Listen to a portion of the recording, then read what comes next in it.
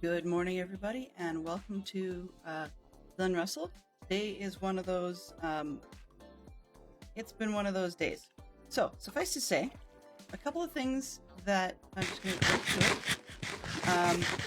Apologies for not quite being on time. Combination of tech issues and just a minor health setback that was just a very temporary thing. So, we're back and we're going to roll with it. Good morning, Benson. How are you this morning? Now let's hope. Did that actually show up? It did not. Okay. Settings. Reset. Platform. Events. Reset. There we go. Hopefully things will a little better. We got one. Awesome. Alrighty, Roo. So, making today's plans basic. We're just gonna chill a little bit. I've got a couple of ideas I want to run by you guys while we work today. First off, I'll just show you real quick. I have, it won't show. Okay, never mind. I have to do this the old-fashioned way. Escape this. Oh, not that. Out of the cam. There we go. This one. I'm here. Hello. Wow. Oh, I have absolutely no idea whose profile picked that pic. But that's a really cool picture. Okay. So, I've looked at this. I'm still missing my planned monastery piece, like the church from last season, to try and really size this up. But based on a guesstimate from looking at one of my VODs, I do need to clear out a lot more of this. And we'll probably need to go all the way down to the water side on the other edge. And probably past the snow as well. So, today's major plan is chopping. While I spitball an idea for the weekend, that's possibly an alternative to doing the monastery. So, yeah. The reasoning for needing more space, easy one. Let's turn off this. And we're going with, oh, not that one. Yes, that's the one. Okay. So the reasoning for this, we got a lot of picture popping up. Hello, good morning, Scrublord. Good to see you. Good to see you. I heard you booked time for today. I feel spoiled. So suffice to say, Hello. We have a small space. This is not sort of too rough scale. I've got the map a little bit larger than I need. But you can see on the left-hand side, of that map. Good morning, Zerk. Welcome. And thank you very much for the resub. I appreciate it. Yay! So just getting right into it, you can see that there's multiple different buildings in the Abbey, and I'm worried about being able to get them to fit in the space.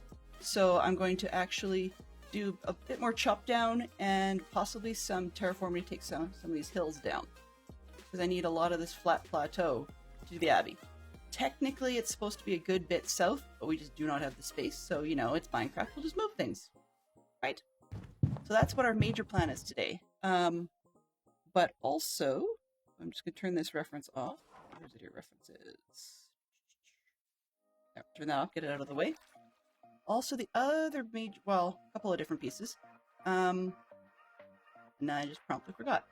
Oh, right. Is we bought ourselves a beacon from Zim. So, we need to make sure we've got that. Other thing is, I think I'm short a couple of axes. I've only got the one efficiency 4 axe right now. I think if did I put any others in the first aid kit? Let's see.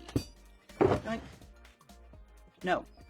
So I'm good for digging, not for chopping. Okay, so I need to get some more axes. We have Mysterious somewhere that occasionally brings up golems. So every once in a while we get golems in here, and I'm not sure quite what's spawning them. I thought I had all the spaces covered, and I may not, so we'll just have to see what we can get. At one point, I thought it was actually spawning off the bell, because I decided not to put the bell here. I tried to put it in the ground, just level. And when you put a trapdoor on it, the villagers can't really see it, so they don't congregate around it. But I tried to put... so I tried to leave it open, and see if anything would happen, and I got golems. So I don't think they're supposed to be able to spawn off the top of that. if it's down near the ground, maybe they can. I don't know, but it didn't work. So took that out. What's the other big piece? Oh, yes. Thank you to James Curry, or oh geez, I can never pronounce his in-game name correctly. It looks like Chakam, Chakam, but I don't think that's how you pronounce it. But he helped me, and this we can go right through it, right? But that is now our nether portal to the roof. My thought on that one is that either this direction or the other one, doesn't really matter which side you come out, but that's a much more pleasing view to enter the place at rather than a great big field with just a walk plank. So we can always move the external one a little closer, like the one that goes below. That's not a problem. And then the reason I've got gates here, I wasn't going to put gates, I was just going to leave it walk through. The reason I've got gates is because the bricks here are they are technically non-spawnable-ish, I think, with the actual portal in it, but I'm not fully certain of that. The other thing is that you'll get pigmen visitors, and I just want to hem them in so that they don't, wander around the base. So if we get golems spawning in here, they're penned in, and if we get pigmen, they're penned in. It also prevents more villagers from walking out and ending up in the nether. So yeah, I don't like the gates thing, but it is what it is.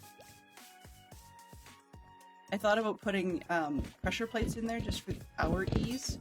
Is that me? Oh, well, thank you, fantastic show, Ross. And congratulations, Scrublord. You got a quite an epic set of fireworks. That's cool. I'm not used to it being quite so epic. That's awesome.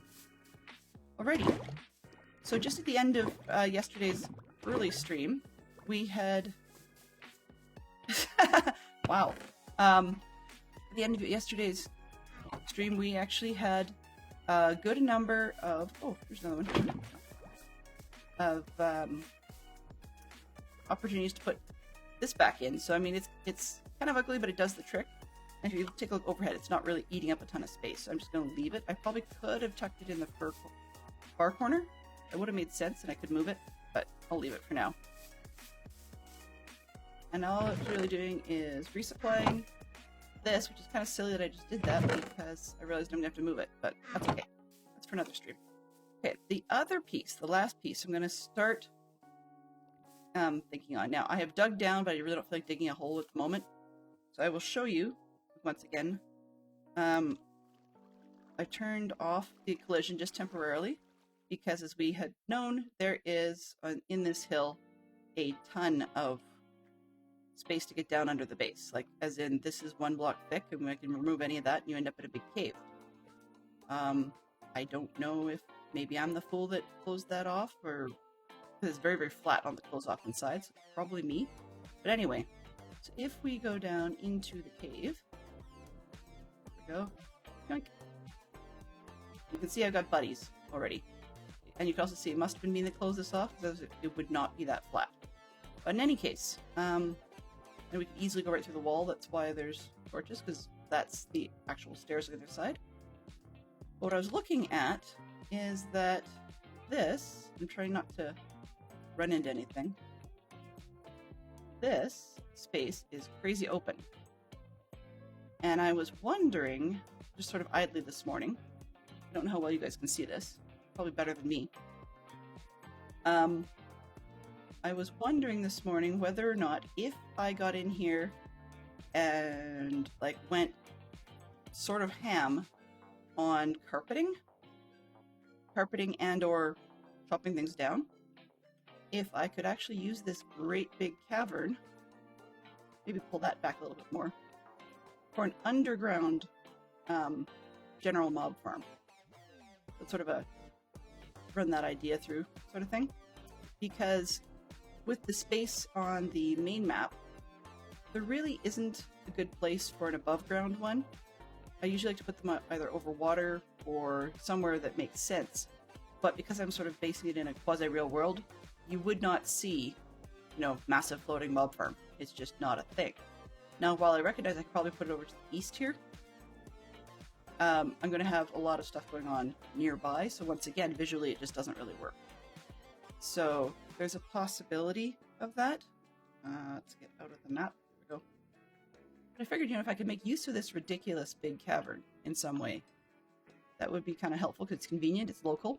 And the other perk to it is if such a concept actually works, then I could potentially even shunt the results of said farm up via bubble elevators to storage above.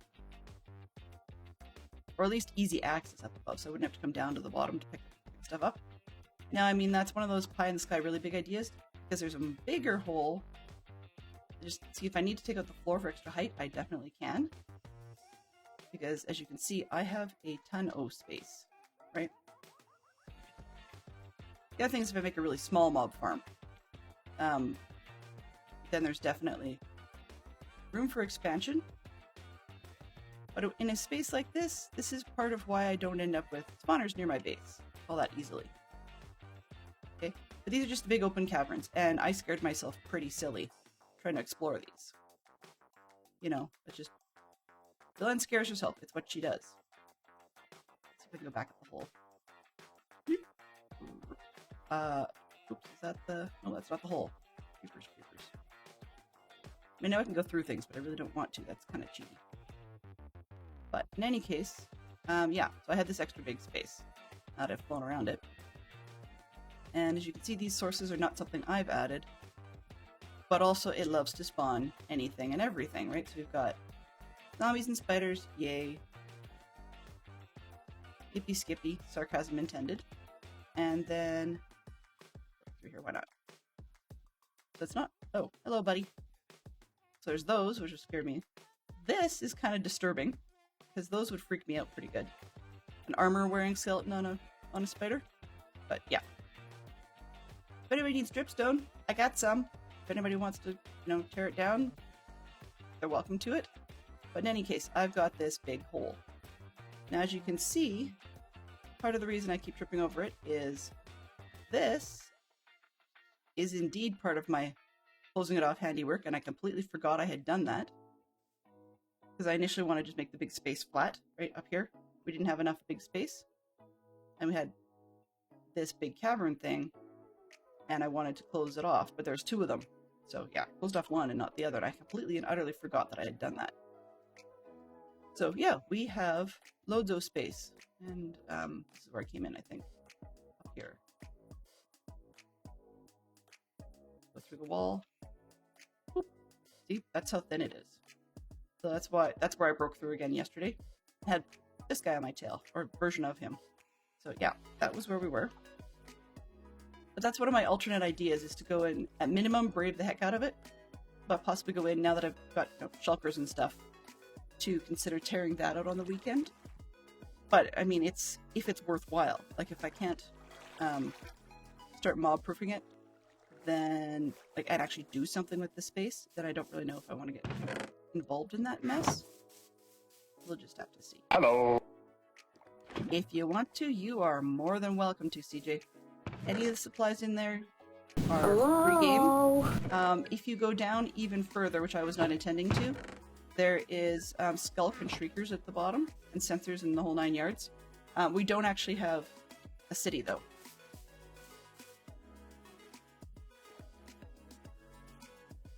Well, either that or I will take free education. So, it's always possibilities. There's possibilities. So, anyways, the big piece is and I will very happily ask you, CJ, whether or not you think that's possible. Or it's possible to build something down there. Because I know I'd have to spawn-proof every single bloody surface I possibly could around the side, that with something that's not a light source, because that would ruin the classic standard multi-layer, just the flat. I was going to do just one of those flat flushing caves.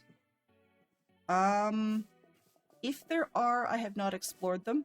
Now, while I could free cam them like you saw, I'm trying really hard not to use that for things I haven't seen in the traditional non-cam way.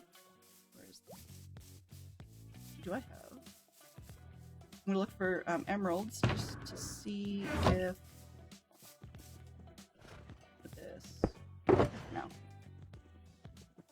Okay. So I need some more axes. But yeah, so I'm trying to not to go all cheaty. I do know, actually, I'll say this one. I do know that this one, as we saw, does not connect to the other one, at least not successfully. So we've just got a big gap over here. I do know that's the case. There's some connectivity this direction, but they don't really connect well. So there's not that. And then this part I have been into, but it doesn't really go much of anywhere here. You see, we've got a bit of a spaghetti going on, but you can easily see we got like some fun coming up. That's, I mean, I've been through parts of that. Some of the reason I've seen some of that was because I was running from the other things. You know, spiders don't seem to bother me as much now unless I get what's the word? Spiders don't bother me a whole ton right now unless I get either A, cave spiders, or B, swarmed in some way. So, you know, mob spawners and such would do that. Efficiency 2. Dude, do you have anything better? Let's see. Unbreaking 2. Well, that's not a bad combo. Efficiency 3. Well, you are my friend. Let's see. Assuming 2 of those. Why is it only 2? There's 3. Efficiency 3, and where's the other guy? No, that's 2. I just sold from you. Efficiency 3, right? And this guy. Unbreaking 2. 3 of those.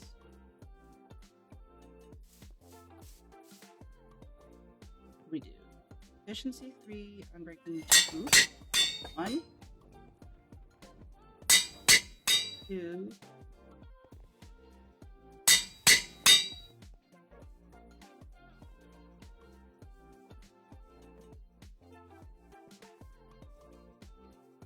That'll work close enough. That'll get me somewhere. Okay. And while I would like to flex with emeralds, I'm not quite ready for that yet. So, put these back. I don't know if that's enough.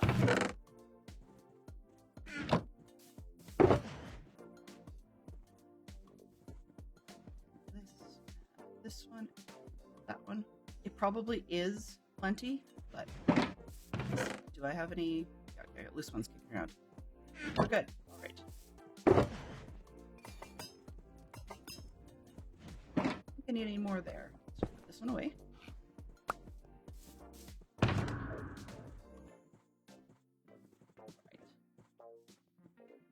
Underground mob farm is exactly what you're working on now. Oh, deja vu.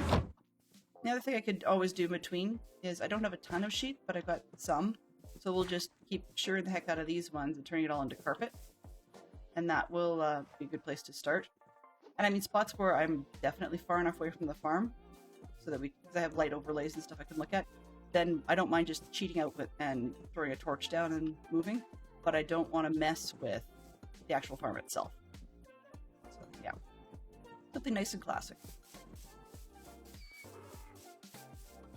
My assumption is I will probably need some redstone in there, obviously, for the farm itself, plus just a little bit for dealing with it going elsewhere. So maybe a water trail or something like that. Obviously, I'll need another trip if I'm going to do bubble columns, which I could always do that part later, right? Like that part's sort of an add-on piece.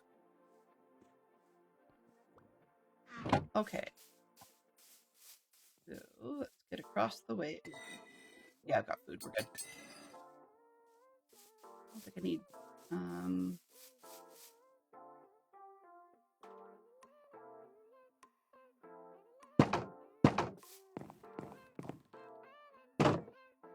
Number of times I get called that in other stream is mildly funny, even though I know you're referring to Ross, not me.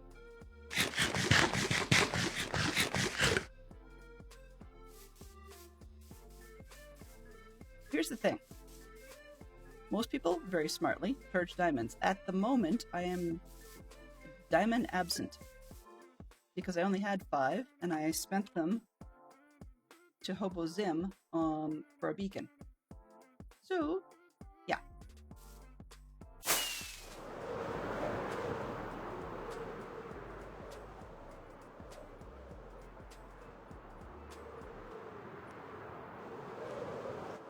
Looking at my mini map here because I don't trust. Whoa, good lord.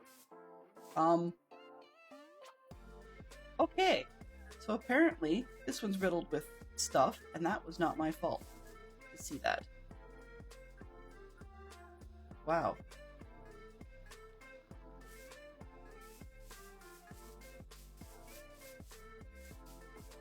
You got nothing but blazes. In all honesty, if what's her name? I think today.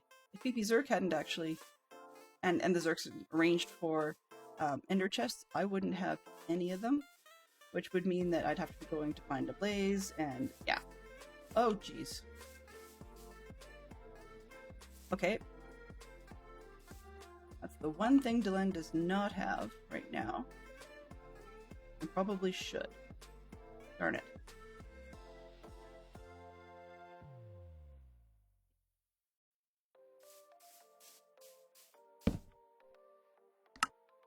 Bucket. Hey, you, come here. There. Okay. My safety bucket, buddy. Just trying to figure out where would be the best place to put the beacon. Probably almost right where I'm standing. So I can go east, I think. And then kind of south. I mean, I don't want to deal with the villager party. Especially not their captain. Because then I couldn't go back to my base. Problem, you know?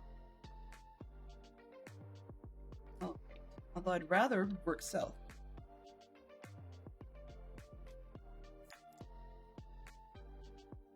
Let's just put it up here, go east, and we'll see what we got.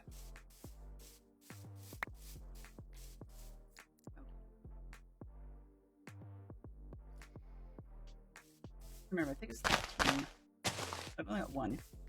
So 1, 2, 3, 4, 5, 6, 7, 8, 9. 2, 3, 4, 5, 6, 7, 8, 9, 2, 3, 8, 9, and close off. There we go.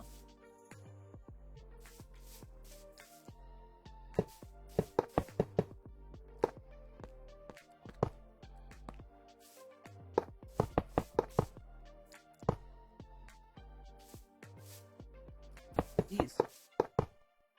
Mine's kind of in the middle of nowhere, so let's see, what have I got?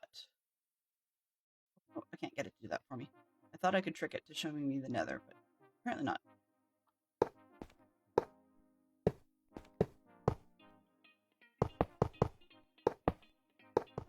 But yeah, mine's kind of in the middle of nowhere, and it takes me a while to get too much of anywhere. It's not even like seeing a lot of red netherrack or something. It's just sort of nowhere. I've never yet spawned over something quite so awful as straight lava, or in, actually I'll say probably the nearest thing to me, if anybody wanted it, was a bastion. Because one of the first things it did was try to kill me. But that's not a surprise. As in, feeling getting dead is just pretty basic.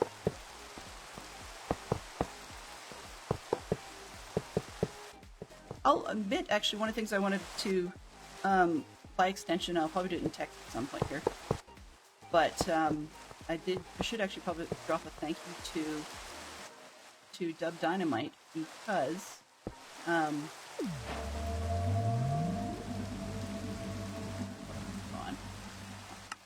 Case, and in this case, times 2 probably. I'm attempting to chop. Okay. I should drop it. Oh. Did you do that right? This one, that one. Yes.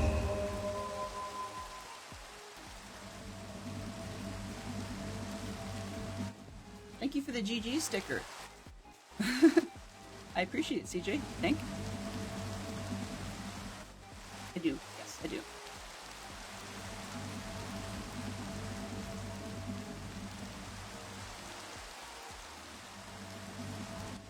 It's... Oh. Good question. I don't even know if I got it in a thing. Let me double check and see what I have done with that. And I also have to see later whether or not I actually remember to upload things. Okay, my extensions... Yeah, it should be on the screen somewhere.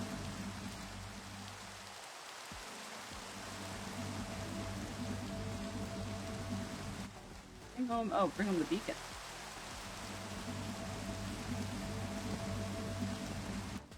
Well, I mean, hey, Hobozim saved my bacon, and no bad puns intended, because otherwise we would not have this thing. So, yeah, it was worth it. I'm going to start with the faster axe, just so we can get the stuff done around.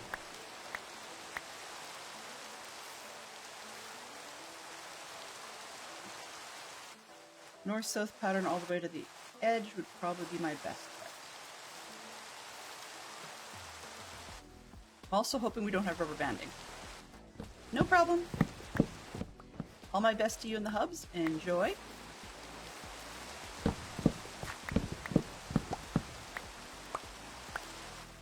So I would appreciate it if this one does not have rubber banding. See, one of the things that I do with solo playing, when I'm not, and it's not just like when I'm not on the server, but I mean, well, yes, that is what I mean. But it's not just when, yeah. One of the things I will do is not just explore caves, things like I will check out just how, this is a blob of snow area, but how deep does the snow go? Is it something I could terraform out? You know, that kind of thing. But I will probably, options, resources, be looking for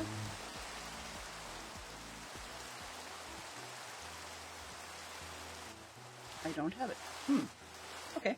So there'll be a pack that I'm going to pull from one of the other sets, and I thought I had it turned on actually. Escape, options, resources. Nope, I don't. Okay. I have to look and figure out where it is. This one, I think. Yes, I know. I know it says it's not for that version. I don't care. It's resources.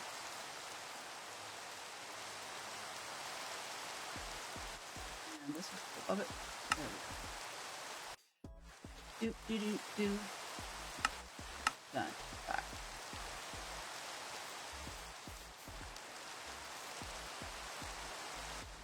Okay, so that one's not lighting up the way it should. I'll have to shut that one down later.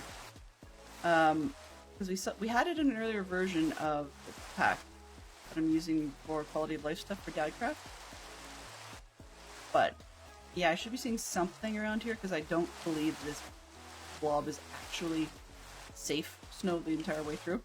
But in any case, what I'm looking to do is just simply make sure that there isn't a ton of death snow and dig it out. And that will help expand the space we've got significantly. So there will be terraforming to be had, but it's not a fun thing to watch. So we won't have enough space for the entire monastery, even if I do get the church build, to be able to turn it into a schematic. Why, thank you. I appreciate that. The shame Hobo Pirate isn't here to see it. But thank you very, very much for paying that forward, Scrublord. I appreciate it. I appreciate it. So one of our questions of the day that we had yesterday, I believe it was. If I can find my button. Oh, not sounds. This one. If you opened a restaurant, what kind of food would you serve? And Fantastic Sherlock Fox had said that he liked Italian food, but that he would avoid French because of the sauces and such. And I qualified to say, if you opened a restaurant, you probably wouldn't have to cook for yourself. You could hire somebody.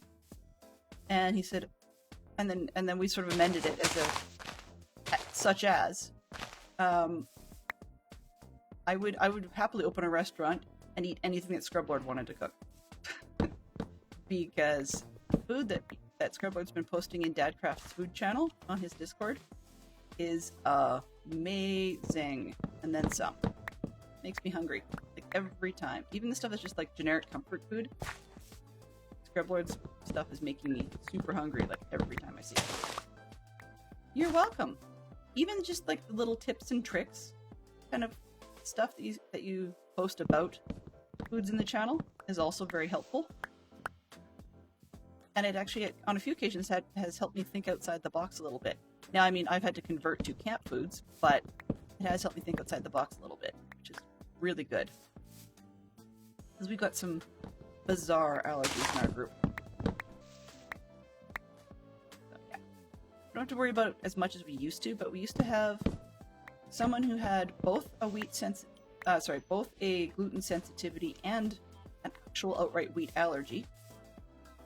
So I'm not surprised that the gluten sensitivity would follow if you have a wheat allergy.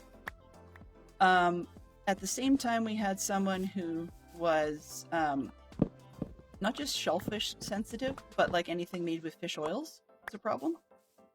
We also had a halal person who, as a side element, happened to be allergic to chocolate. Go figure. And then the chocolate allergy was an anaphylactic chocolate allergy, which I've never seen before. That's a whole different thing.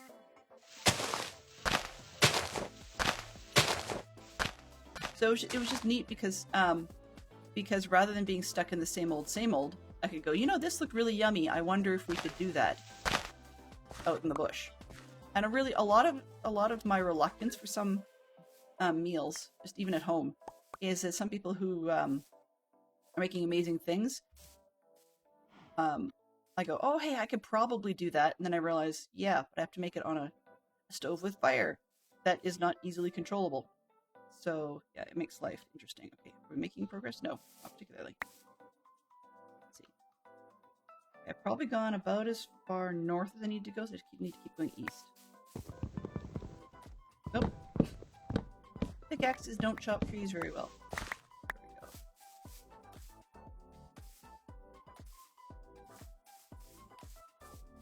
Weep. So, yeah. But Scrublord, seriously, if you were to open a restaurant, gut reaction, what would be the focus of food type that you would choose? And that actually goes to anybody else in chat, too. So if you were to open a restaurant, what would you serve? I'm assuming aside from, service with a smile, because that part of it is something that I could do. I mean, some restaurants you do manage to get away with what some people call chef selection, and it could be whatever the chef decides they want to serve that day, which is often based on like a fresh market to table concept. What could we get that looked good today?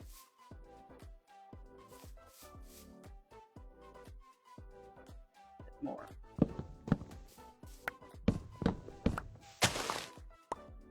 Well. Yeah, allergic to chocolate would be rough indeed. It is quite, when you're in scouting, it's a rough one. I'm just trying to figure out where I'm at. Okay. When you're in scouting, it's a rough one because they do hot chocolate and s'mores and all that jazz. But we managed to find substitutes, and he's the only guy that liked carob chips that I have ever met, because carob chips are downright, well, okay. I have bad memories of carob chips. Partly because they're They're not as sweet on the whole. So that's one of the reasons. But the other reason I have bad memories of it is I was one of those kids who went, ooh, dog chocolate can't be that bad since they're not, you know, they're not able to have regular chocolate. Maybe dog chocolate would taste good, and tried the biscuits. No, don't do it. It's not worth it. So then every time I've run into a carob substitute, that's all it reminds me of is dog biscuits. Yeah, don't recommend it. I really don't recommend it.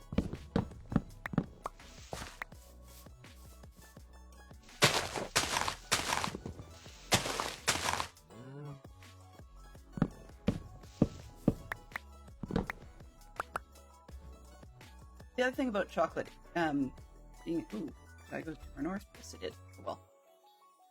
The other thing about chocolate being an allergy item was that that seems to be just about all some kids want. So yeah, it becomes interesting. That way, this way, sweep across. Nice.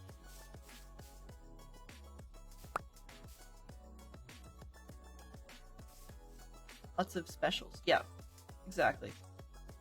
And if it's a special, then you can decide what you want to make, right? Whatever suits your fancy. So they could have a chef's plate on there, and you don't know what the chef's plate is, barring allergies, of course. I don't think I've actually been to a chef's plate style restaurant that I can remember. I've been to a couple places where we've had to have creative stuff happen, but that was because I was doing gluten-free. And there's days I wonder if I should, well, not should, I know I should, but if I can actually make myself, for lack of a better term, and really that is all it is, it would be to man up or put your big girl pants on or whatever, and actually go through some of the testing for gluten-free again, because I keep, you know, generically doing good and not having a problem with it, and then I go and have a really bad spell for a while, which makes me sort of want to avoid it, but then that's going to mess with the testing. But the other part of it is, although there's testing available that is not gross and disgusting, it seems like it's either A, not available in our area, or B, my GP is reluctant to give it to us. I'm not really sure which is which. And if it's pure reluctance, I'm annoyed by that. If it's actually not available, okay, I can see that that's going to be a problem.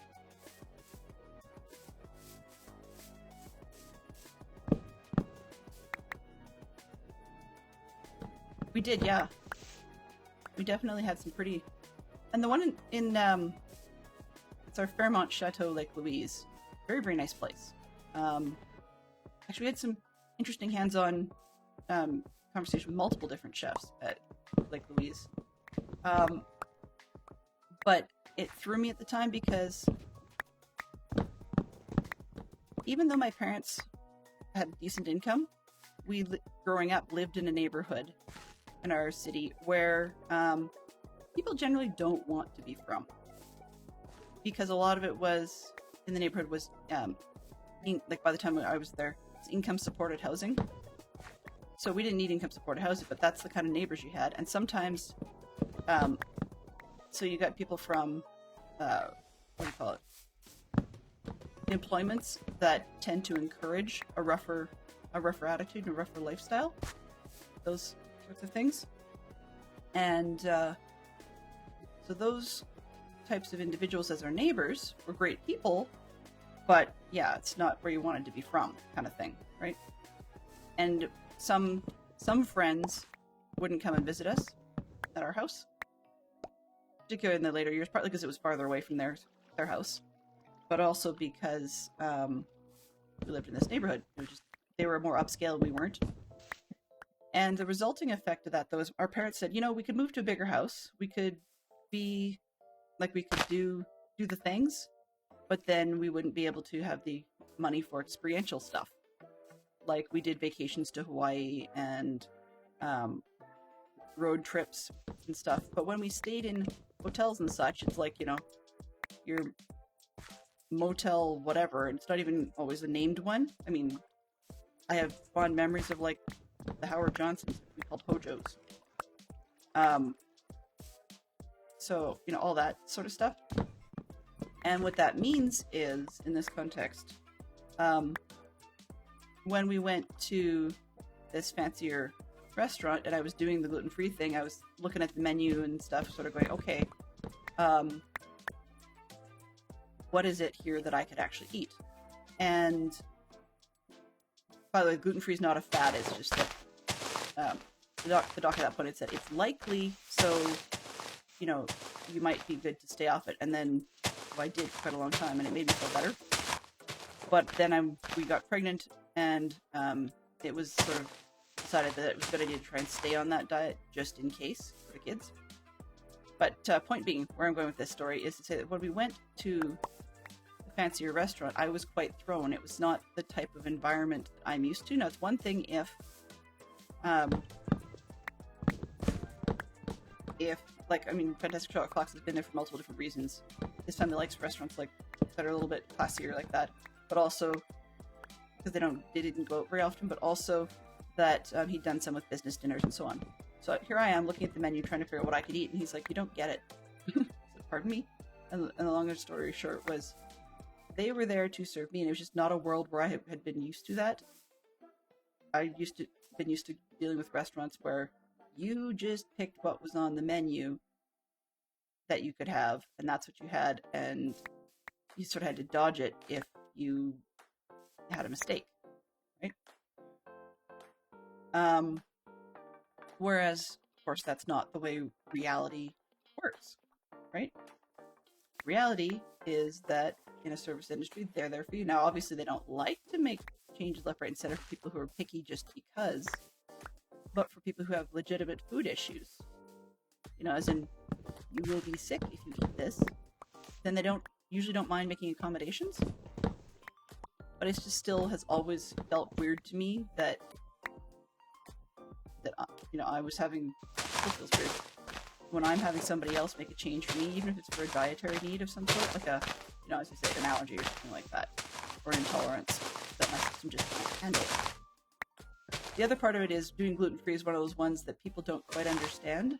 So you find yourself often lying that it's a wheat allergy, and they look at you weird because they're like, "Who has a wheat allergy?" You know, it's hard to explain. So I just simply, for a lot of cases, didn't want to deal with that. I'm introverted enough that to explain it bugged me. To explain it was more people time than I was really comfortable with, because I was already wound up by the fact that I actually had that issue in the first place. I think I've told this story on stream before, but the hardest time explaining that was when I felt weirded out at Disney World because it was multiple different chefs, and they had no problem with it, but it still was awkward.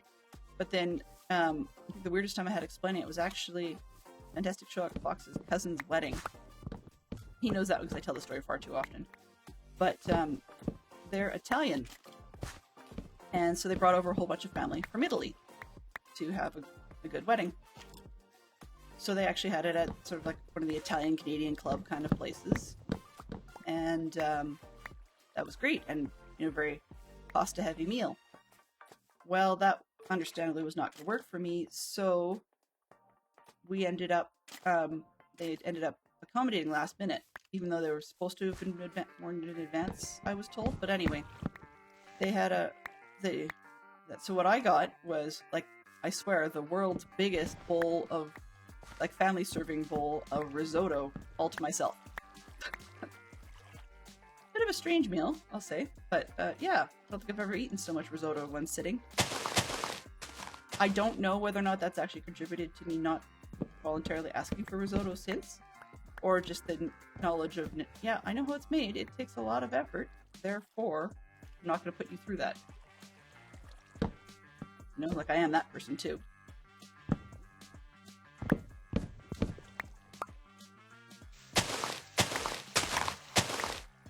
But in any case, one cannot live on risotto alone, even with a good wine. Okay, keep checking the map because it feels weird. So I've made a different plan while I've been yammering at you here. Not totally changing plans in a big way, what I'm doing is I'm sort of going east to west intentionally, just to make a line all the way down to the ocean. And I know I've got the snow sort of to the south band, and then if I go all the way to the ocean and can clear that out, then I can just go back and forth in here. And that way I'm not working on an invisible line that doesn't really quite exist. Figure out where my north-south boundary is. I'll actually have one.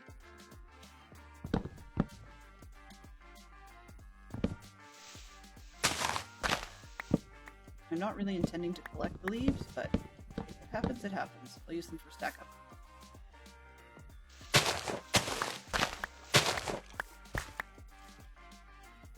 Get those two? I'm really glad we don't have rubber banding today, because that's always a pain.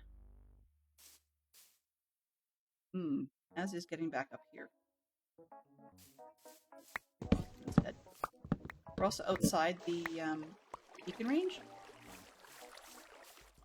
That's probably a good band of things for me to think of, is when I'm outside the beacon range, then I'm probably far enough over for now.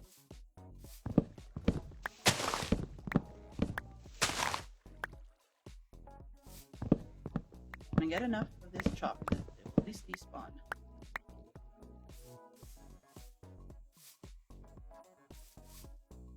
Paranoia briefly set in, going, do I have enough? Do I have a bed? Because that would be problematic. Lurk? Sure, no problem. At Disney World, we had quite a lot of hands-on experience. That was really awesome. I liked it. That was also a strange one because they want to be generous. They want it to be the happiest place on earth. I mean, that's the plan, right? But the resulting effect of that is you get a lot of very large dishes. It's a bit of a, pardon my saying so, it's a bit of an American thing to have good-sized dishes. And I'm one of those people who was always taught growing up to clean your plate. And that was part of respecting people. Even in restaurants, for the most part, I've always done that. Partly because we used to, as I mentioned, go to places where they didn't have, huge, what do you call it? Huge serving sizes, right? They're chintzy and wanted more money, I guess. I don't know. But anyway, so I wasn't used to that, and getting large quantities was something that threw me a little bit. Hello? I think I overate in Disney by a good margin. Yeah, I would say so, but it's also what you pay for, right? Like, so if you go to a lot of little local restaurants or fast food places or whatever, you're going to get a smaller portion that you generally pay for what you want. But when you're paying bigger bucks for a place like Disney, one of the things they don't want to do is have you go away hungry. At least not the places we chose to go. So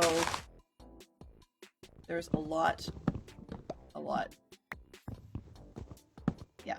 And it kind of weirds me out sometimes when I go somewhere that does do the large portions, and yet they half expect that you're going to leave some behind.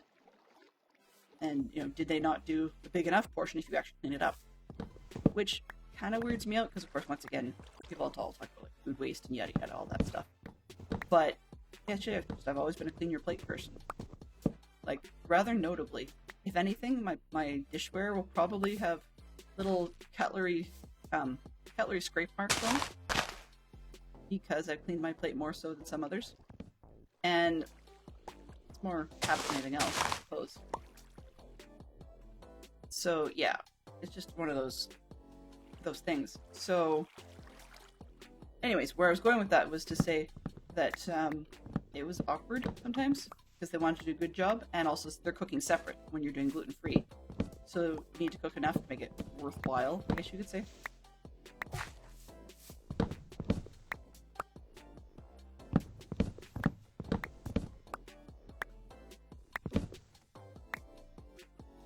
The other funny thing about I've had the gluten-free get me into some weird places, and that sounds odd to say, but things like we went in Disney World, we went to one restaurant where we were supposed to be literally just sitting in one side of the restaurant, but because of the food allergy needs, apparently they went and sat us in a different side of the restaurant to have more access to the chef, which turned out to be a character greet dinner that we had not originally planned on. I don't have an objection to it, but it was funny because we got in some sort of, I think that was the one where we had, like, Mickey Mouse and stuff, and Minnie and the crew wandering around in 18th century, I would say, roughly, outfits. So that was a unique adventure. And it was the oddest gluten-free mac and cheese I think I've ever had. But it was, edible. It was good. And I think the other thing about doing gluten-free back then, I think I stopped in 2015, I think, something like that. 2013, maybe.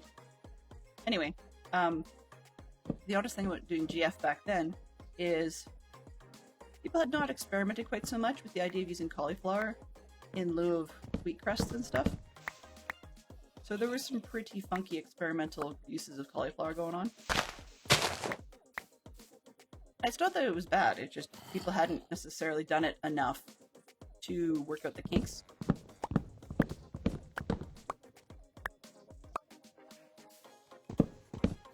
The biggest challenge we have when I was doing that, and it's not meant to be a guilt thing or anything like that, but the biggest challenge I had was that I had a food intolerance, so my system didn't want to process something, but I wasn't having an allergic reaction.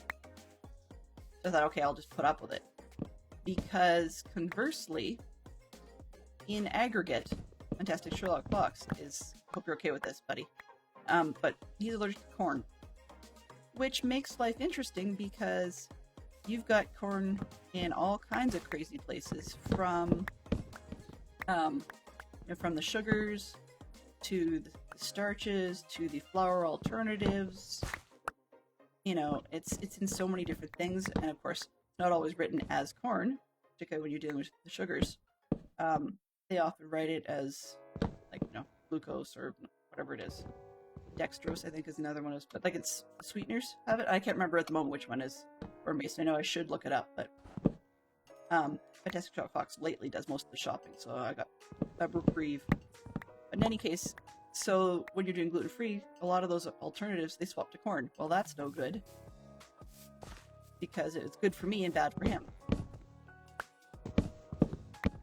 But because his is an aggregate thing, there are times where we can do things like, Mexican or something like that, or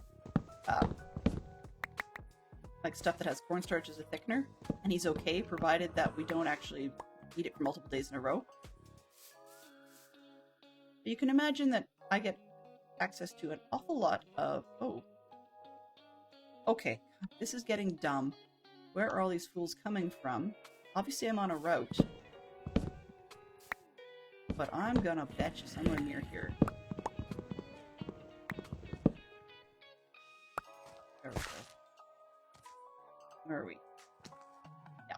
I just have this itch to take a quick boo around.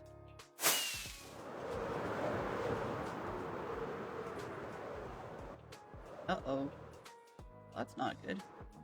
When the map disappears such that your mini-map won't even pick up anything.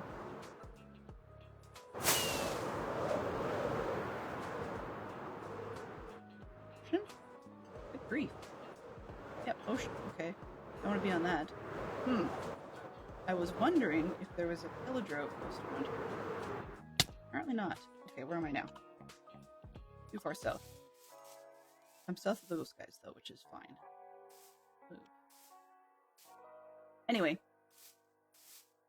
the rant has kind of been sidetracked, and I'm glad by that, but the point is that sometimes it can make it a little bit interesting to be safe for both of us at the same time.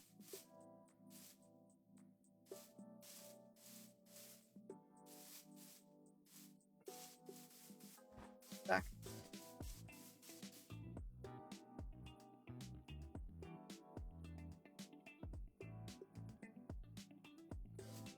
They're just keeping on their way. I will just ignore them.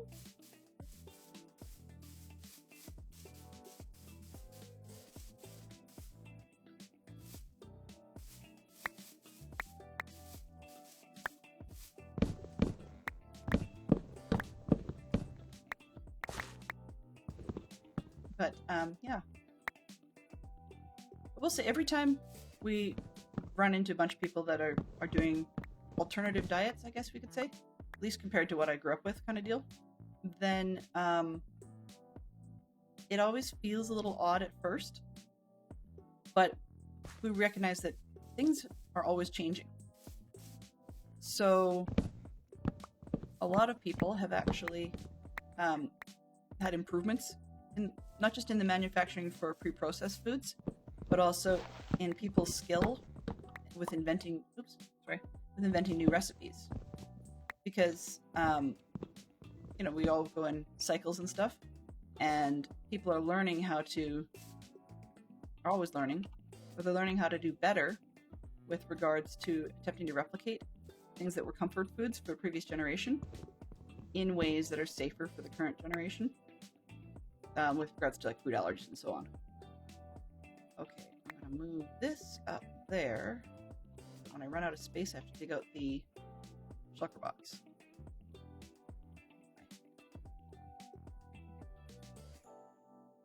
A bit further over and then so.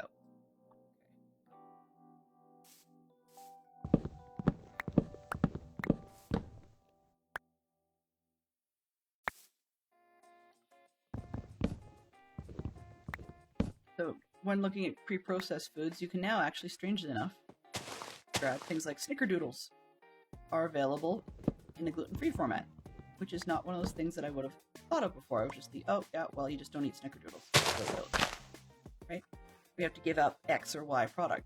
But there's more and more companies coming out with alternatives. Occasionally, sometimes I think the alternatives taste better. But I don't know if that's real, or if that's just my impression of it because of the fact that I know that there's no way that it should make it feel rough. And I've discovered of late, though, that the things that make it feel the most rough are probably related to,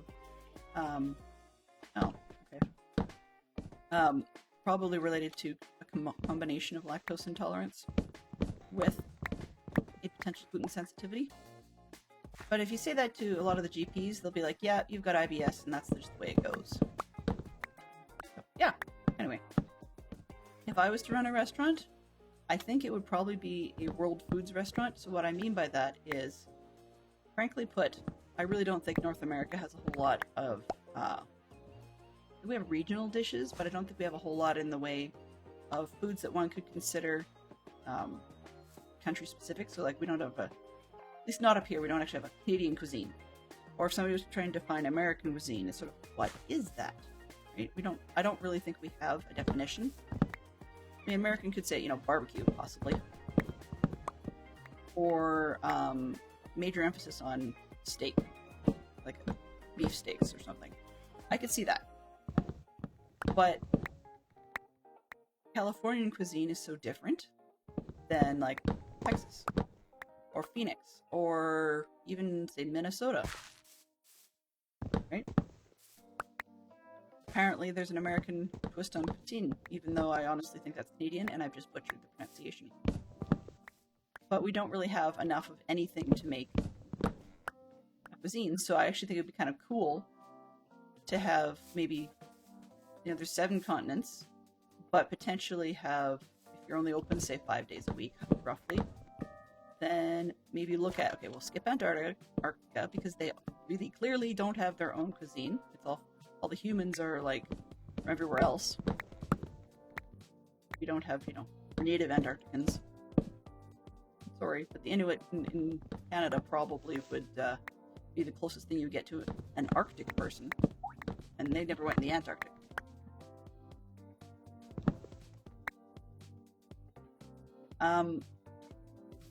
But the other thing I would think of, it'd be kind of fun to have sort of like a theme night. And, you could even build up, maybe, I would say, regional, but not necessarily specific to the country. So, for example, Europe might actually take 2 or 3 days because French cuisine is very different than Bavarian cuisine, which is very different from a good amount of, say, Spanish cuisine, and that's just talking about the Western stuff. Not to mention, you could run multiple different meals differently. For example, those across the pond in the UK would be able to tell you about the mythos surrounding the supposedly yummy, very bad for you, but supposedly yummy full English breakfast, right? Which would be very, very different from any concept of a French breakfast. So you could almost have the UK as a what do you call it? As a mini continent of its own. That's probably what I would do if I ran a restaurant, I guess, would be try and go international in a way that you don't tend to find a whole lot of in North America.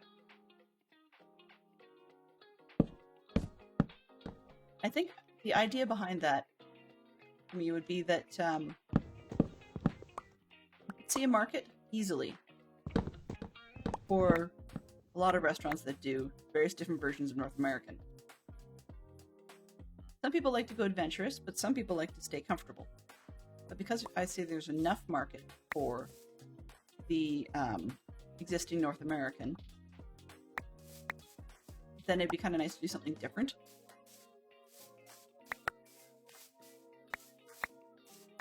But it's interesting, at least in our neighborhood, it appears to be the majority of the people who like particular international cuisines tend to be those with a background from that country, or extended relatives from that country. Maybe they married in or whatever. So, like for example, we have Filipino people living in the neighborhood who tend to be the first batch of customers to approve or turn down the local Filipino style restaurant. You know, weirdly enough, we actually have a lot of the Asians that will go to the Asian restaurant, even though it's not real Asian, so to speak. And what I mean by that is it's not the same sort of thing they'd cook at home.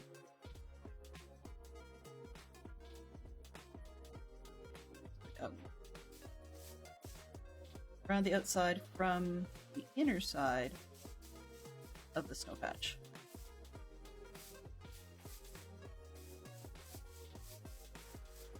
I know I have to go across the snow patch. I'm just being a baby about the whole thing. So, kind of like, how do I say it? Kind of like if you don't do a whole lot of barbecue at home, but you like that flavor, and even though that's sort of typically North American, that's what you might go out for dinner for. So if sort of the Asians sometimes will go out and be the ones that vet, some of the first in the neighborhood to vet the Asian restaurants. And that's their going out for dinner, which to me is interesting, but it works for European background people as well, as I say, barbecue or whatever. Like it's that same sort of thing. Anyway, spirit of generosity is great, but I do like the smaller quantities and effort in other countries too. There are some uniquely amazing American dishes. Well, exactly. And when you think about it, effort-wise, sometimes I've heard people complain that sushi, like to go out for sushi, is super expensive. Now, while that may or may not be true, if you think about it, there are actually other foods that are just as can be just as expensive. And what I mean by that is, like, if you're in Europe and you decide to have an American appetite or North American appetite, but that you're going to eat, street tapas kind of thing, it's gonna add up in the same sort of way as a by the plate sushi place would add up, right? So I mean, we're not, I guess you could say, we're not the only continent who's guilty of that. But the thing is, people over there just don't tend to eat as much as we do. That's not to say that there aren't people who get heavier the way North Americans do. It happens in all cultures. And actually, there's some sort of things I wish weirdly, that I've enjoyed from international foods that I wish I could actually get here. Like, strangely enough, I'm one of those people that actually does like poi. You can find that weird, but yeah, it's true. I like poi. Both the weird saucy dip thing that they somehow ridiculously seem to assume that the tourists should try, and most of the locals won't touch. But that's a root vegetable that can be, well, close to the ground, I guess. That can be used for so many different things. If you think about it, it's kind of like Hawaiian turnip. And there's so many different things they do with it that I could probably eat. Like I've had, say, not banana bread, but the equivalency thereof, but done with turnips. And I mean the orange, sweet potatoes. Sorry, not turnips. But I've had it done that way. And you know, probably turn sweet potato actually into a half decent flour. Now, that's me being willing to be experimental. The disadvantage to all this, you know, thought is at the moment it's that thought. And I point that out because, you know, someday, in the magical, mystical someday, I will take foods courses to actually have the skills to play around with this sort of stuff. What originally got me thinking about it years ago was that I was in another city for school and was staying with a family whose daughter had fibromyalgia. And her mom would make her like whole wheat bread from scratch, or well, sort of scratch. She could handle the pre-processed whole wheat flour, but it was touch and go sometimes.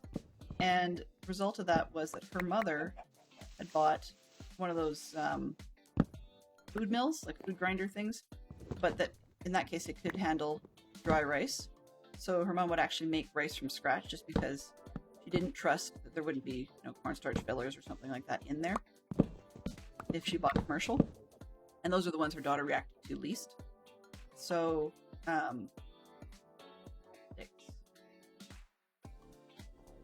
need a bazillion saplings, so just leave those. And so it made me start to wonder what other things could possibly be, you know, dehydrated and ground up. Now, unfortunately, something like a sweet potato has a lot of sugars in it. But taking that idea, though, one could potentially look at things like jicama as being a similar alternative that we have in North America. But yeah, that's just where my head started going. I just don't yet have the skills to be able to figure out how to adjust for things like that. And it's all a matter of time and practice.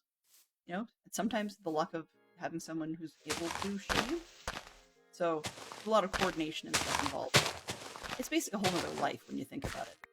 And I don't mean like people put time into it if they have to for health reasons, but if it's more of a curiosity, then it's not really worth me putting time in because I enjoy things like this, Minecraft, and nonstop talking about whatever happens to be on my mind. Right? Okay, we're getting bigger spaces, but I'm out of space. Therefore, I need to put some of this away.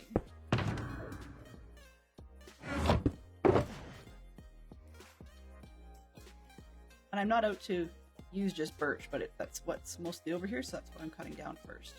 Let's take these and put them away for now. That'll give me some more space. 1, 2, 3. Move that back. Don't need that iron. That's for the beacon.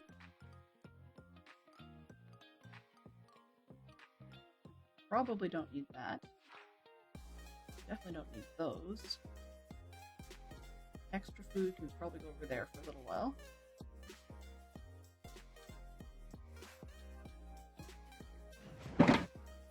That's enough.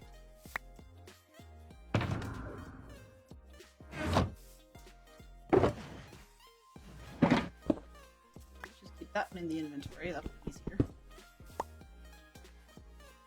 This one always goes there. There. Alright. Clean. What do we got?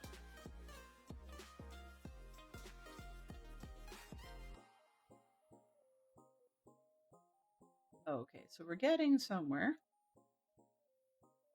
I just need to keep going east for a bit. Going up and down, like the vertical part of it, is part of what's throwing me, because I've got big flat zones here. That's easy to figure out where you go next. You just keep going. But because it's not flat, it's throwing me a little bit, particularly right in here. And I'm also slightly worried that I'm going to go through these hills to peel them off and discover that I've got more spaghetti caves underneath, which, as you've probably figured out, I do not like. No, I do not like them, Sam. I am.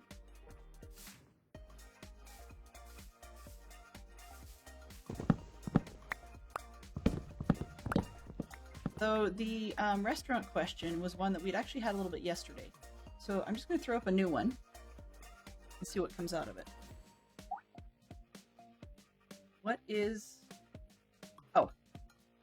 I think we did discuss this a while back. I have a bunch of new ones, but sometimes it seems to randomly pick the old ones. The question is, what is your favorite fruit to eat?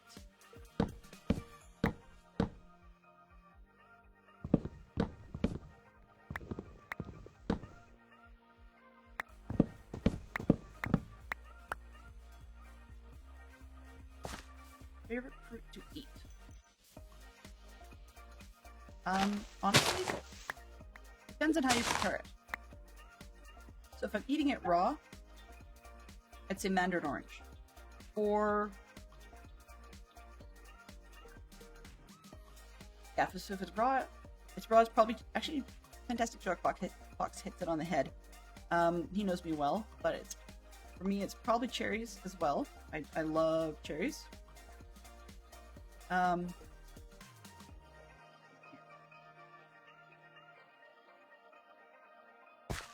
North and east.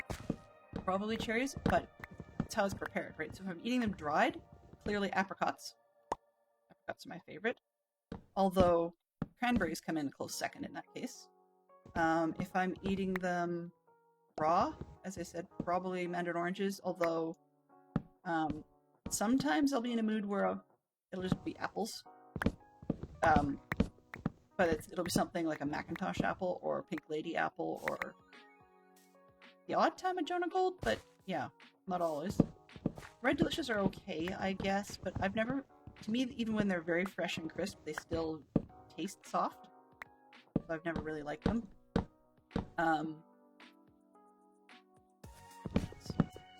If we're talking about, actually no, that's true. If we're talking about one that you're going to, we're talking fruit juice in this category, if we're including fruit juices, then I would probably say pomegranate juice is my favorite,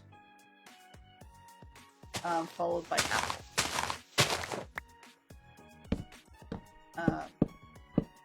If you're putting fruits in things, so like say you've got a fruit cake, then it would probably be cherries or just about anything except bananas. No, that's not true. If it's like a dried fruit in something, so we're talking fruitcake style, then no bananas. If it's like in a pudding or something, that's where pineapples don't belong.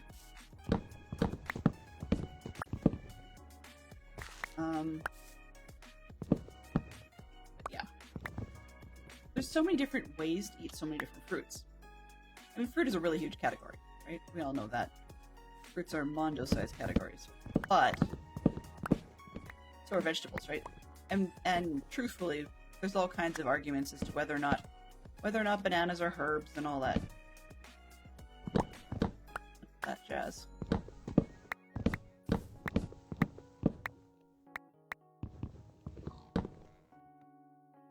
I've heard it said bananas are herbs. I'm not necessarily sure I agree. On the other hand, I mean, an apple type of fruit, sort of like a berry in a way, but it's I can't remember what the word for it is, but there are sort of two different types of quote-unquote berries, and some of them are cluster type things, or they have their pits in the center, and others are more like strawberries, for example, that have their seeds on the outside rather than on the inside. So it's really kind of interesting to see how many different types of fruits there are. It's been a long time since I've taken, biology class or whatever to know a bit more of what fruits are what. You'd be on your own there, Scriblord. That's one of the few categories of fruits I'm not normally a fan of. Melons. I wish I knew why. I really do.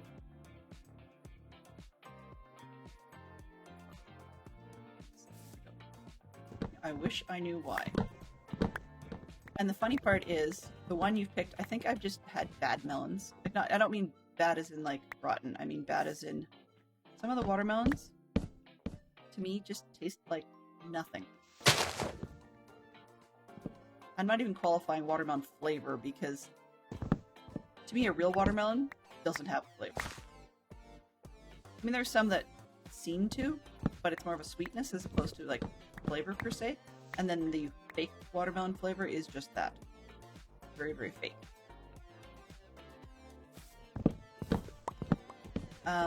But I mean, watermelons can be good for a lot of people, right? I do like pumpkins, and I'm not talking pumpkin pie. I mean, I've had, strange enough, at camp somebody had dehydrated strips of pumpkin, which was weird, but it made a really odd melon jerky that actually wasn't as bad as I thought it would be. So they did coat theirs in honey before they dehydrated, so maybe that's got a lot to do with why I liked it, I guess. And there's other kinds. Like I like squashes, which a lot of people, culinarily are vegetables. But I can't remember whether it's melons that are vegetables, or if it's like a watermelon's a vegetable, or if it's more that they're fruits. I really haven't paid much attention.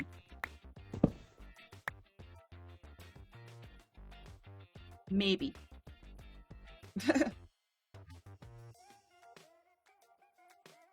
Here's a weird one, Scriblord. Have you ever eaten a pineapple in its sort of berry style? What I mean by that is apparently, and we usually cut them and eat them in rings and whatever, but apparently a pineapple is actually a cluster fruit, somewhat similar to, in the way that sometimes you can break apart a raspberry along its little sort of, I guess I would say along its little fruity bits, but that doesn't make any sense. Raspberry or blackberry or something. But technically, pineapple is a cluster berry, which is sort of news to me, and I thought that was kind of a neat learning. But also, as it's a cluster berry, somebody tried to tell me once that eating a pineapple in that fashion was... Welcome back, CJ. That eating a pineapple in that fashion supposedly tasted different just because the texture is different when you're eating it that way. I have yet to try it, but I do know that it's something a little more difficult to pull apart than I'm skilled with.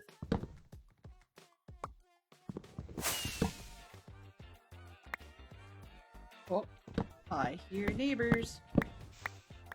Somebody has been.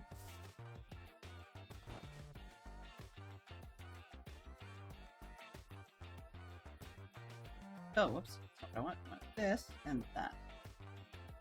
Huh. The person I guessed it was isn't who I guess it was.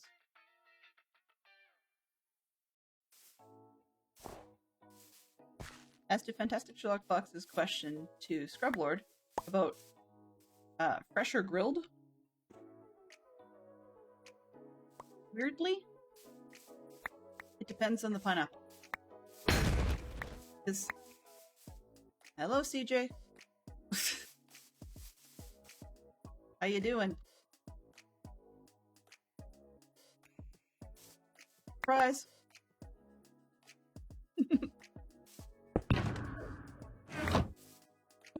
I don't think that was intentional.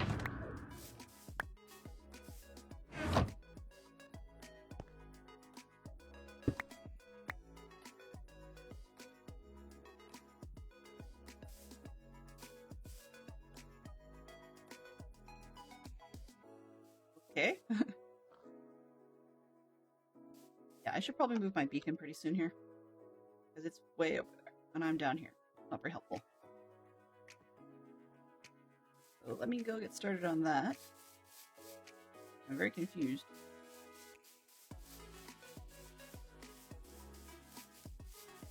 Probably should have moved it when I cleaned out inventory. That's okay. We did not.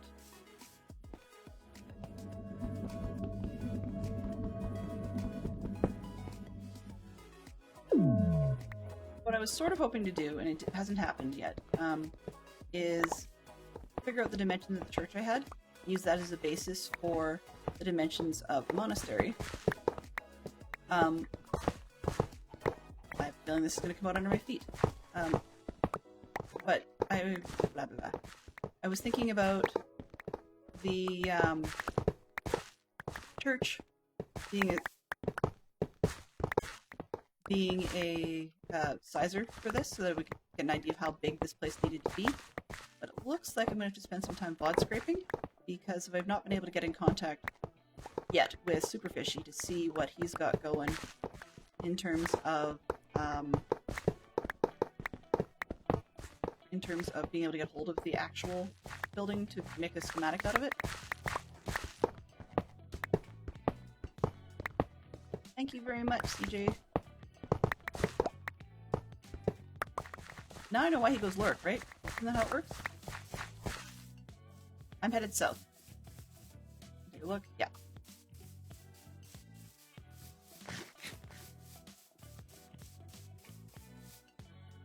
Where are we doing on the map?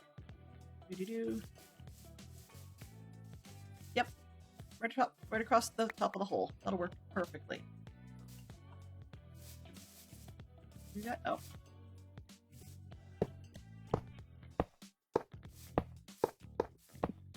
Just boxing me in. Awesome.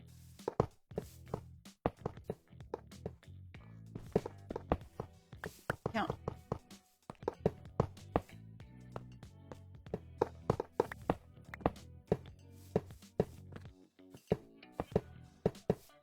Here, piggy.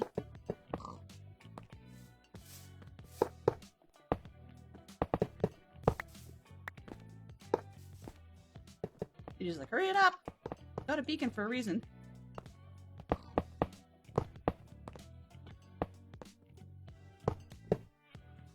Oops, not there.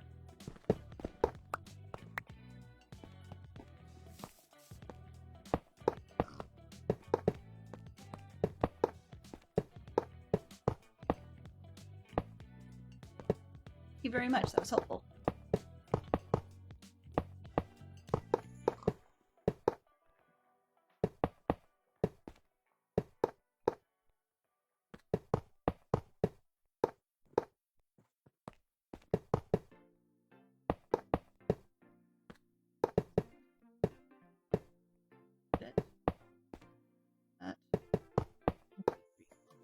I know it's not quite finished, but I've got enough that I can put this piece there. It's going to be this, and it's going to be over there. Good, I've got everything working.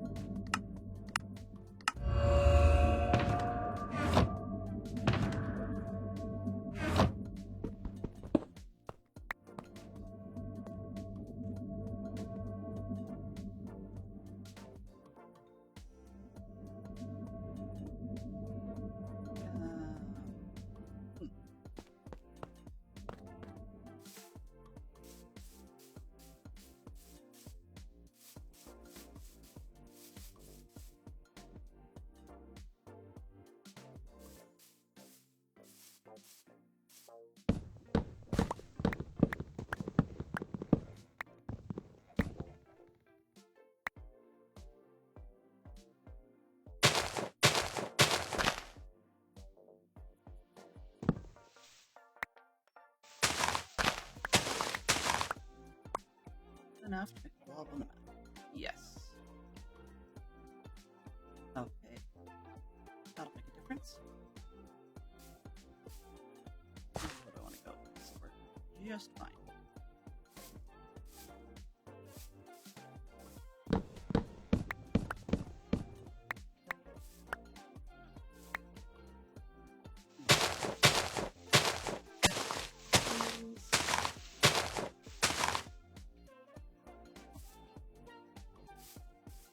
I have to figure out how to make a blob somewhere. That'll work close enough.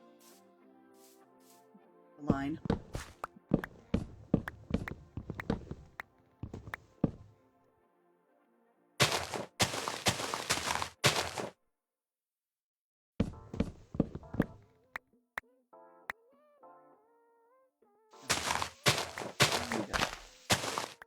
Okay.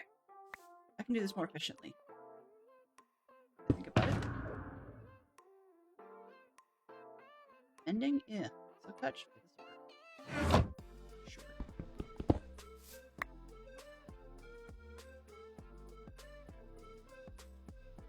East, west, east.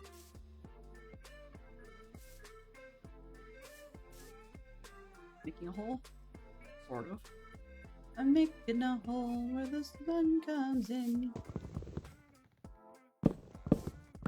Then she goes and tries to chop down the tree with a shovel. Wow. It's not the mightiest tree in the forest, nor was that a herring, but still. Kinda silly.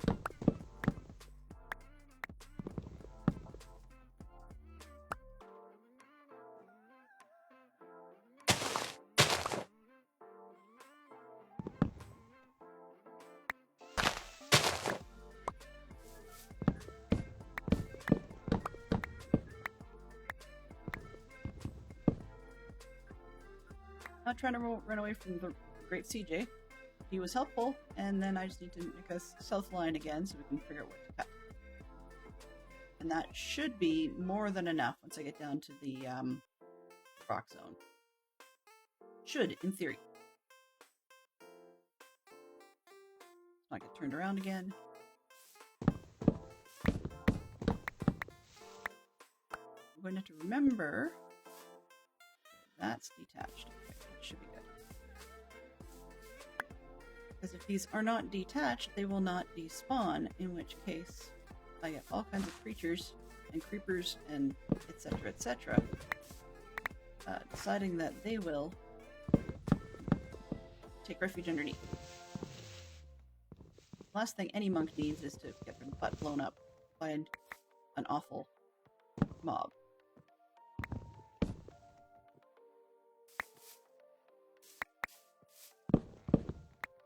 That's what's been getting me so distracted and turned around most of the time, is that I've got too many different things going on. There we go.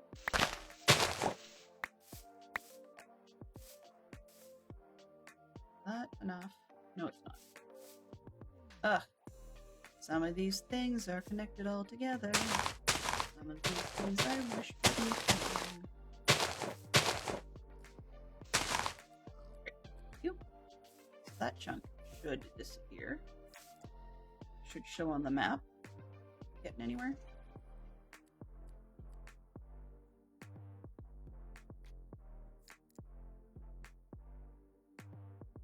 Aimed over there. Keep going west. Yes, I'm going to lose my beacon, so I'm probably going to go this far, then we'll see what happens.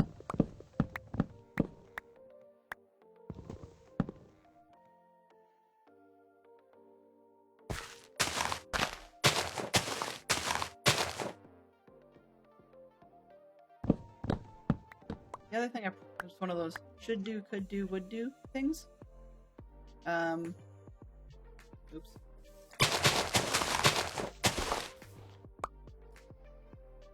Yeah, that's exactly what I just thought was going to happen.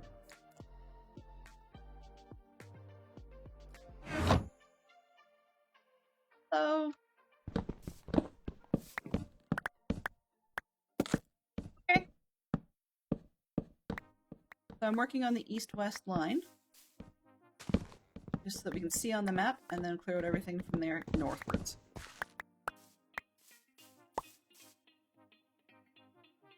this map looking?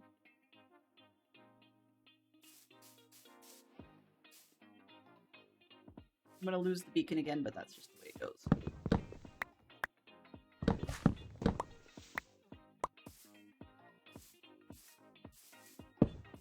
And I swapped hose because the one that I've got now has Silk Touch on it, so I can use it for taking down leaf tiles faster. It's funny, this is kind of how I ended up with a beacon last season, actually. Was I was working on something. It wasn't the CAD file thing, although that I would not be surprised if it would have been. But I was working on something, and it's taking too long. And even though I did at that point have Efficiency 5 tools, these Orcs very kindly donated me a beacon. I think it was a very polite, subtle hint. Get on with it!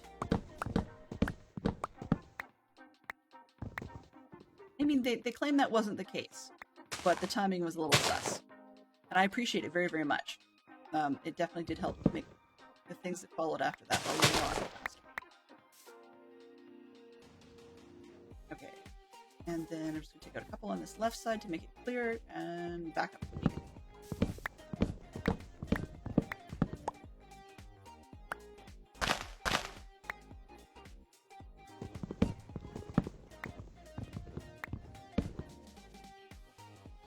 Really?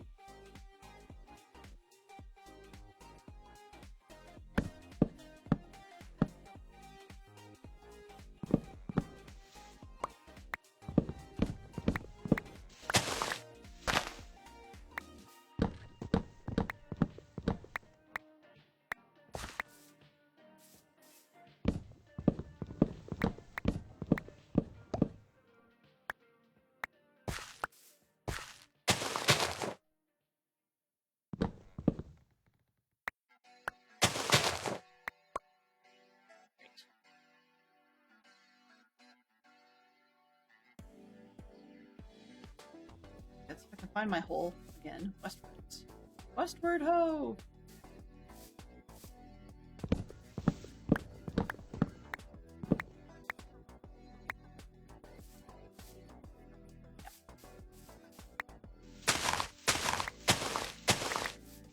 You're not going to despawn if you're attached to something. There we go.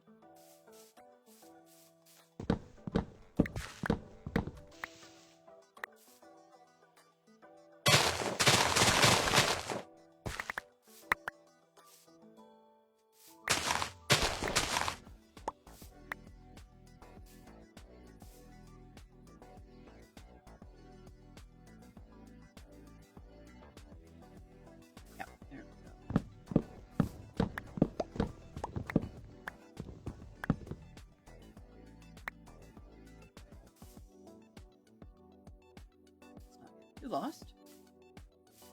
There we go, we're back in the beacon range.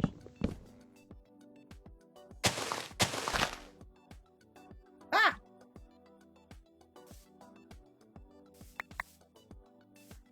That's not something I expected. So we've got rubber banding going on.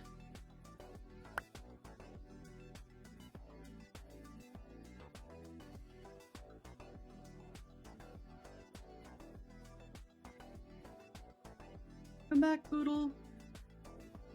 Yay! Alright.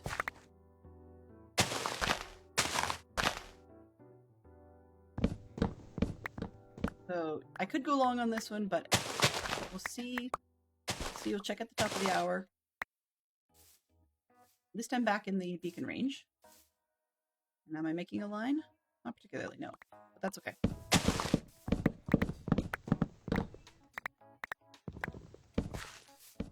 Peekaboo, I see a CJ. Trying to make the line super clear. Oh, did I miss one? No, okay. Trying to make the line super clear so it's easy to see where we're going. So that's why I'm bouncing back and forth rather than just zone chopping. Come on, you. Really?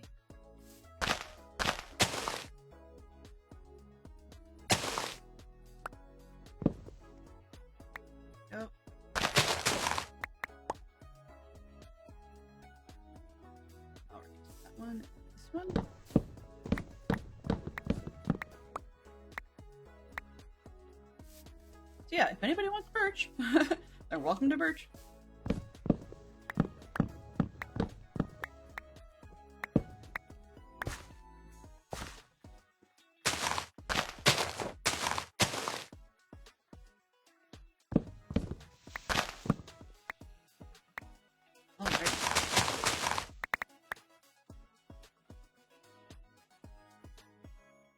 Yeah, that's making a good solid line east-west, I think. But really, it's all of this to clear out, and then if there's spruce in the little snow biome in the middle. And that's about it. Alright, let's go. Stone clearing! Yay! Let me guess. I'm gonna bet. Yeah, he's got an efficiency 5, easily. And he's much faster than I am. Trees there. Start zone chopping this one then. Hi, squirrel. Lots.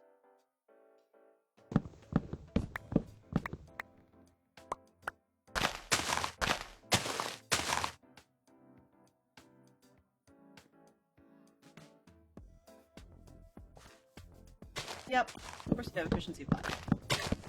And we've discussed before why I don't, and that's just because I am terrible with efficiency 5 on just about anything.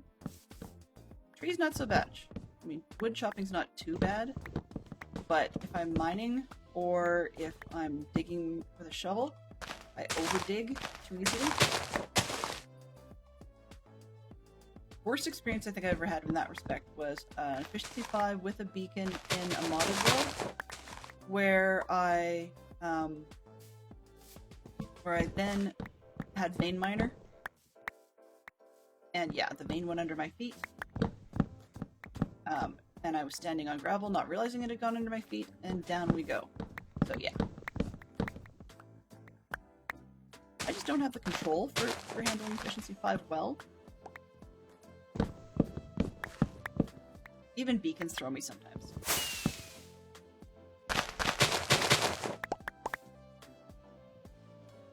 That and the purpose of the regular mob farm will... there we are. The purpose of the regular mob farm will also be to get me some gunpowder from time to time so that I can have more rockets. Because, you know, the whole lacking diamonds things means sometimes you need to be a little more self-sufficient.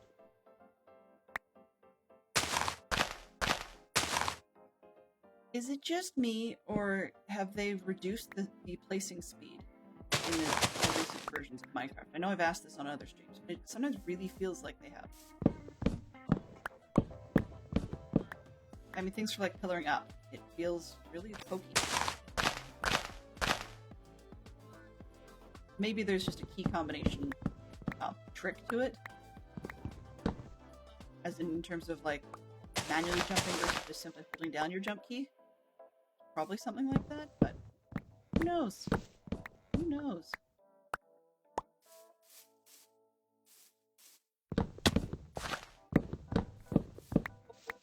That was a splat. Ah! There goes the timber, CJ. Sorry about that. Oh, I see what else we've got. Okay. I see. It's not only the efficiency 5. CJ has netherite. That would also... Yeah. Netherite efficiency 5 is really my bane. Okay. Making super short work of this, man.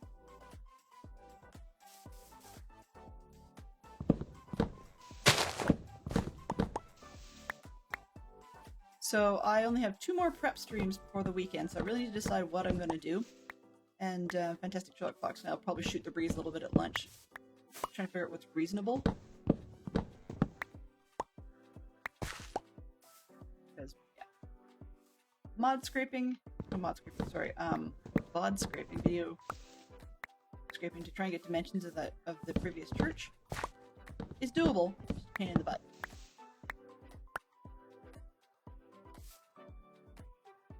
The line. That's the line. Let's go this way.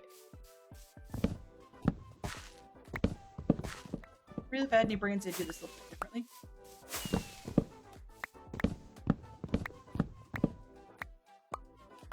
What I mean by that is that rather than doing east-west paths, I should theoretically be going circular around the beacon and then moving it, but my brain doesn't work that way.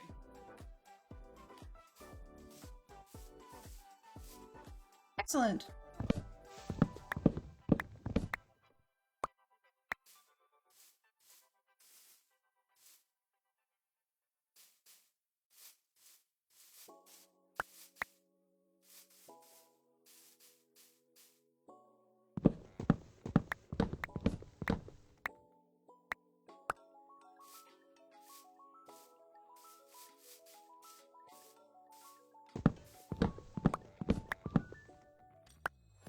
By the way, for those of you that were in stream yesterday, or last night, I derped my way through the first clue on the Java server Easter egg hunt.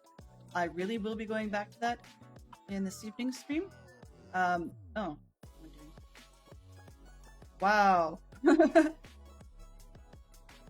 Feed demon. I really will be going back to that. Part of, as I mentioned in Discord, or in DadCaff's Discord, but part of why I didn't know what I didn't know, I guess, or what I was doing completely wrong, and yes, it is a facepalm once you figure it out, is that I had been absent when the individual in question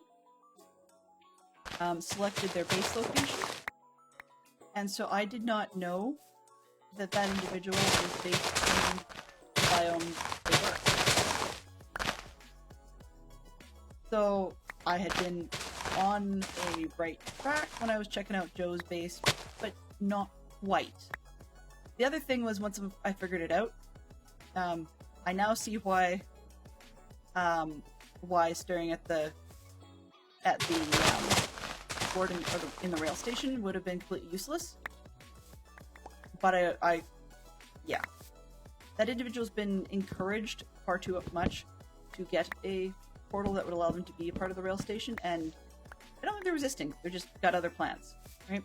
Other things in their mind. And it'll happen if and when it happens. But it made it interesting because I was like, oh, geez, well, how am I going to get there from here? Someone said, yeah, you can get anywhere for this entire search on it. Or like without flying. Great. But then I realized it was going to be really far, or at least feel really far. And there was likely to be territory in between that not be so four-legged steed friendly. Which then meant that I ended up choosing to fly.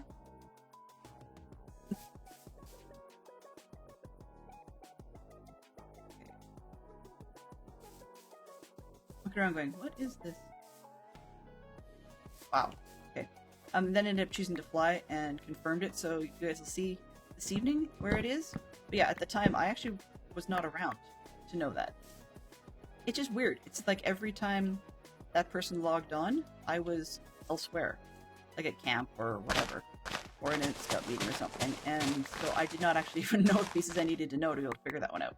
Fantastic show. Fox knew. So he wasn't laughing or anything like that. He says, oh, by the way, did you know this or that? And I'm like, no, I didn't. And we did a couple of checks elsewhere, like as an offline, and that seemed a logical spot. So, that would explain part of why I was bumping my head against a wall and I was on the right track, but wouldn't have been close enough in a million years. There's an awful lot of desert on this server, and I was not going to walk it the whole way.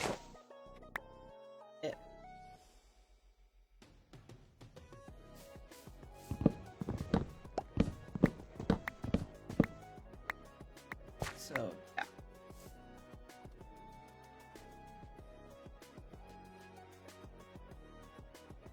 Almost at... Oh, my beacon is moving. Okay. Thank you, CJ. I appreciate it a lot. You said you would help me for a price. Well, now that you know how my brain works a little bit more, what's the price? Aha, well, hey, you got the you've got the achievements now. Sure. I guess that's one way to get them.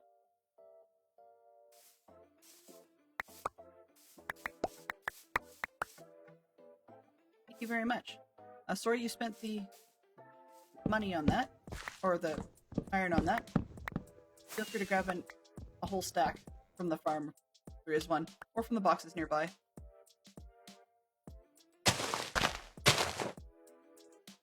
And one of the other pieces, I will probably be that person.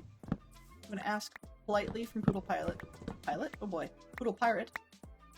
Whether or not I can go back to their base again and nick one. Well, yes. Okay. I'll probably ask Poodle Pirate if I can go back to their base and nick a single piece of bamboo. Just so I can put together some scaffolding. Well, a scaffolding farm. Leaves are handy and all. It's convenient, but scaffolding's even faster. It's also easier to fall off of, which is great for content derps.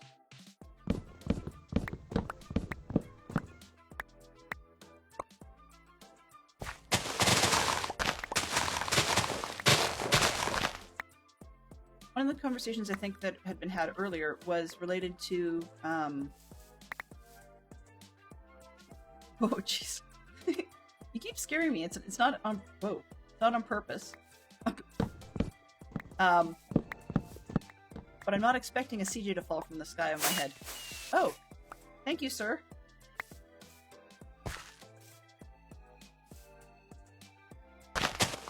I think with CJ I will always have a standing question. Why? I appreciate it. I really do. Appreciate it. Really, really do. One of the things I brought up on stream is we have very, very nice players on the stream, or on the server. So if you ask, or in this case, comment that, hey, I'm going to get around to such and such, then things show up. Thank you. What am I doing? See? Point made. Thank you, CJ. If I can actually remember how to put them up properly. Maybe this way. But one of the other things that has always thrown me about this and many other servers, ow, is I never feel comfortable just assuming something that I don't seem to have an owner for on record. I don't feel comfortable nicking or borrowing, even if it's just, one piece. It'll grow back or whatever. I've just never done that. It's never been my thing. Therefore, when I'm at various people's bases, I'm more likely to not borrow something or take something. Even if they say, yeah, free reign. Well, if they say free reign to me directly, I might. But most of the time I don't. Which, So, yeah. The other part of it is, at some point, eventually I'd like to learn to be able to do these things all on my own. But without switching over to a completely solo world and losing all the awesomeness of working with friends, it's not likely to happen. Because I work at a bit of a snail's pace. As someone on another stream in chat once said, I saw it yesterday, that they slow craft. So in their world, they've decided to play. It's not a hardcore world. They still play a regular world, but they play it slow enough that they didn't feel comfortable like doing anything but a solo world, just because they didn't want to end up with issues. Oh, Wonder if those will float, or if I'll have very angry bees by taking down the whole tree. Anybody know?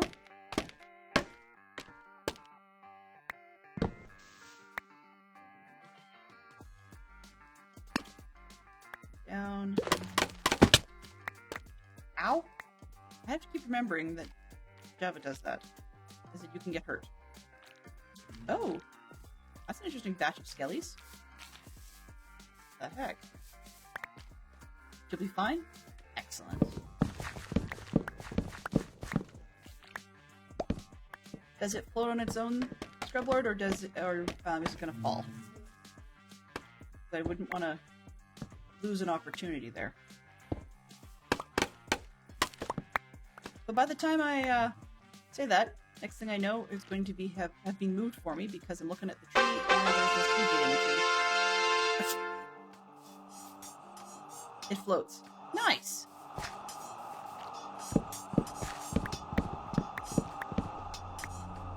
In previous worlds, you'd be surprised how many markers I have that simply say things like, bee's nest.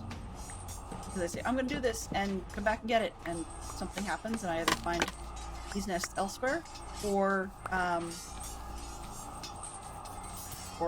yeah, I just forget. What's wrong with that at the bottom? Where did I... Yeah, I'll come back to this.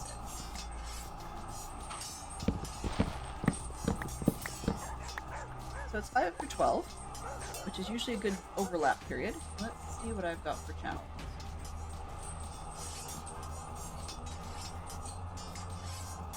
But oh wow, uber interesting.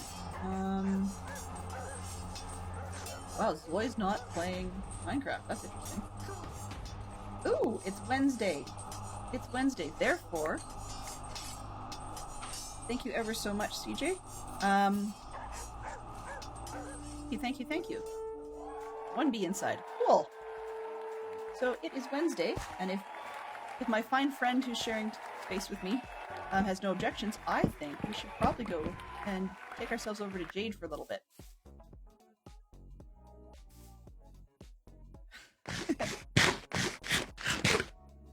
So, any issues with us retreating to Jade, CJ? Are you good?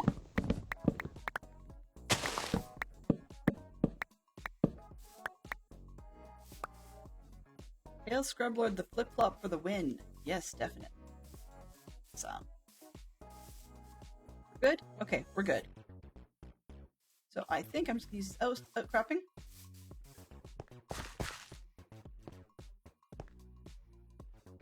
And do a quick over the shoulder. And it's not exactly folded light. Zip. I'm looking up.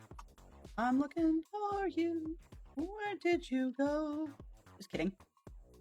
Yeah. He's out. Okay. Ooh, witch. That's interesting. Haven't had one of those in a while. Alright. So we're just gonna... There we go. Nice floaty beacon. And say... It is time that we're going to head ourselves over to a Jade raid. And give her all our best. You know the deal. So let's get that raid started up. Now just before I do, I'm going to hit the other button. Figure out where I put it. There we go. This one. As usual, if you have any additional suggestions, tips, tricks, conversation you want to have further, or something you'd like me to discuss on stream, you know the deal. Just drop it in my Discord. You can also tag me via DadCaff's Discord, because this is his server. And, yeah. I will be seeing everybody soon, so that's my spiel. But I'll do the thank yous as soon as we can get the raid started. There it is. Mischief managed. Excellent. So, thank you as usual to Zerk. Thank you very much for your resub. I appreciate that a lot. Thank you to Fantastic Sherlock Fox and Scrublord for being the subscribers and passing that on to Poodle Pirate. Thank you to Benson and Zerk and FSF. And then to CJ Bot in particular for dropping on stream, and thank you very much for helping out. If we plan this in advance, then we might actually be able to even have CJ drop in and join us a little bit on Discord. So we'll see what we can do about that. I will be back this evening with something on here. One of the pieces will be looking at the egg. So that will be approximately 7 p.m. Eastern Time, 5 p.m. Mountain Time. And other than that, I can't think of... Oh, one last piece. There will be a stream weekend coming up on Saturday and Sunday. I have a slot each day. The art hopefully will be coming soon once we can nail down a few more pieces. But yeah, that's something to watch for. In the meantime, grab a set of emotes and any emotes you like, and I will see you on the flip side at Jade's. Have yourself a great time. Bye-bye for now.